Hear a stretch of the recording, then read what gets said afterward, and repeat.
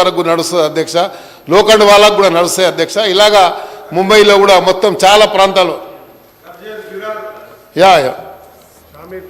చాలా ప్రాంతాల వరకు ఉన్నాయి. ఇది కూడా పెట్టాలి, ఎందుకంటే హైదరాబాద్ ఇంత ఫాస్టెస్ట్ అర్బనింగ్ సిటీ, గ్రోయింగ్ సిటీ కాబట్టి గ్లోబల్లీ రాష్ట్రం అంతా దేశంలో ఉన్నటువంటి ఇతర రాష్ట్రాల నుంచి కూడా హైదరాబాద్లో ఇన్వెస్ట్మెంట్ చేయాలని, హైదరాబాద్లో పెరుగుతున్నటువంటి ఇన్ఫ్రాస్ట్రక్చర్ని దృష్టిలో ఉంచుకొని హైదరాబాద్లో ఉన్నటువంటి ఒక కల్చర్ని, ఈ యొక్క అట్మాస్ఫియర్ని అందరు కూడా సంతోషంగా వచ్చి ఇక్కడ ఉండాలని, నివసించాలని కోరుకుంటున్నాను. ఈ తరుణంలో అధ్యక్ష, వీళ్ళ ప్రవర్తన వల్ల కొన్ని అనుమానాలు నాకు వస్తూ ఉన్నాయి అధ్యక్ష. హైదరాబాద్కు సంబంధించి హైదరాబాద్ యొక్క శాంటిటీని ఏదో కాన్స్పిరసీ జరుగుతుందేమో అని చెప్పి మాకు అనుమానం కలుగుతుంది అధ్యక్ష. ఎప్పుడు లేకుండా గత ప్రభుత్వం వచ్చిన 2-3 మాసాల నుండి ఏదో ఒక సంఘటనని ఈ రాష్ట్రం హైదరాబాద్ సిటీలో అల్లకల్లోలు సృష్టించేటువంటి ప్రమాదం జరుగుతుంది. ముఖ్యమంత్రి గారు దీని మీద సంబంధించినటువంటి పోలీస్ అధికారులకు, ఎందుకంటే పోలీసులు ఒక పక్కన టార్గెట్ చేస్తూ ఉన్నారు, లేకపోతే ఇక్కడ ఉన్నట్టు కొంతమందిని టార్గెట్ చేస్తూ ఉన్నారు. కాన్స్పిరసీ అనేది అధ్యక్ష రోజు ఒక ఇన్సిడెంట్. గత 10 సంవత్సరాలు కానీ గతంలో కానీ ఎప్పుడు కూడా మేము 6వసారి శాసనసభ వచ్చాక ఇన్ని ఇన్సిడెంట్లు ఎప్పుడు జరగలే అధ్యక్ష. కానీ ఈ 2-3 మాసాల నుంచి ఉద్దేశపూర్వకంగా కొన్ని జరుగుతూ ఉన్నాయంటే ఏదో కాన్స్పిరసీ జరుగుతుంది.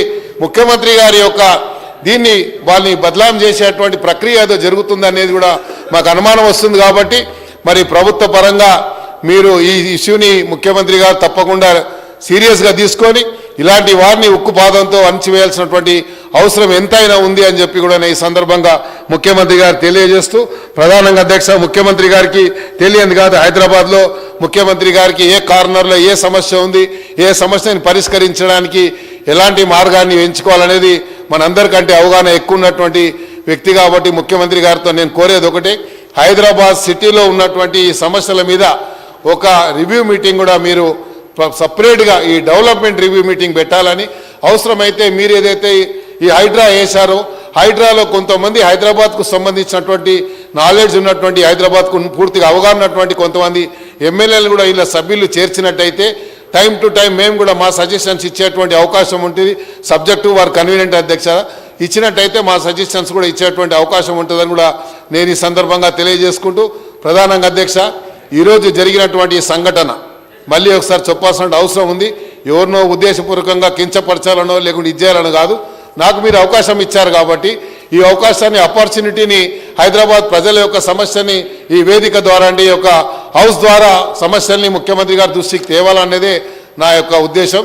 కానీ ప్రతి సందర్భంలో కూడా వారు మాట్లాడితే ఇక్కడ వస్తున్నారు అధ్యక్ష. You will be surprise to know this. 10 సంవత్సరాలలో ఒక్కరోజు కూడా మైక్ దొరకలే అధ్యక్ష నాకు.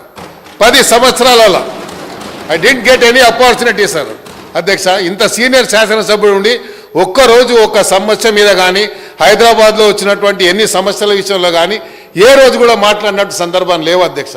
హైదరాబాద్ ప్రజల యొక్క సమస్యలు మేము ఇంత సీనియర్గా ఉండి 0 ఓవర్లు కానీ లేకపోతే పిటిషన్లు ఇచ్చేవాళ్ళం అధ్యక్ష. బయట నవ్వుకునే వాళ్ళం మనం చూసుకొని. ఇంత సీనియర్ సభ్యుడు ఉండి 0 ఓవర్లో చెప్తే 0 ఓవర్లో ఏం జరుగుతుంది అధ్యక్ష నోట్ చేసుకుంటారు. కొత్త సభ్యులు అయితే వాళ్ళ సమస్య పరిష్కారం అవుతుంది. సీనియర్ సభ్యులు అయితే ఈయనకు అన్నీ తెలుసు కదా, ఈయనకేంది చెప్పేదా అనుకుంటారు. ఇలాంటి సమస్యలున్నాయి అధ్యక్ష. ఈరోజు మాట్లాడుతూ దయ్యాలు వేదాలు వివరించినట్టుగా మాట్లాడుతున్నారు. ఎన్ని రకాలుగా మాట్లాడు, ఎన్ని రకాల వేధించారు, ఎన్ని రకాల ఇబ్బందులు పెట్టారు, ఎన్ని రకాల హింసించారు ఒక్కొక్కరిని. వాళ్ళ చరిత్ర చెప్పాలంటే చాలా ఉంది అధ్యక్ష. కానీ ఎప్పుడన్నా వారు నా పేరు తీసుకొని మాట్లాడినప్పుడు నేను అన్ని డీటెయిల్గా మాట్లాడతా అధ్యక్ష. నేను ఎందుకంటే ఉద్దేశపూర్వకంగా ఎవరిని అన్నాను ఎప్పుడు కూడా, అందరినీ కలుపుకొని పోవాలని. ఎందుకంటే చిన్న వీళ్ళ అందరూ కూడా చాలామంది నా ముందు పెరిగిన వాళ్ళు చాలామంది ఉన్నారు, నా ముందు యూత్ కాంగ్రెస్లో నేను తెచ్చిన వాళ్ళు చాలామంది ఉన్నారు. నేను ఎంతోమందికి అక్కడ ఉన్న 2-3కి నా చేతుల మీద ఎమ్మెల్యే టికెట్ రాసి